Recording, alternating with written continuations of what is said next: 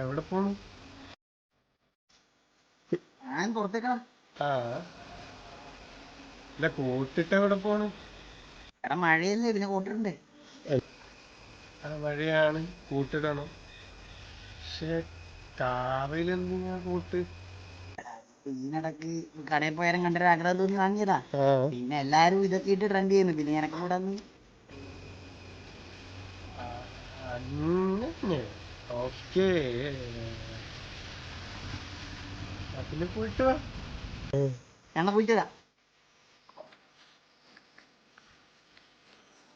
എന്തായാലും ഞാൻ പോകുന്നു, എന്നാലും കൂടെ വാ, നമുക്ക് ചിറാപ്പും ചെയ്തിട്ട് വരാം.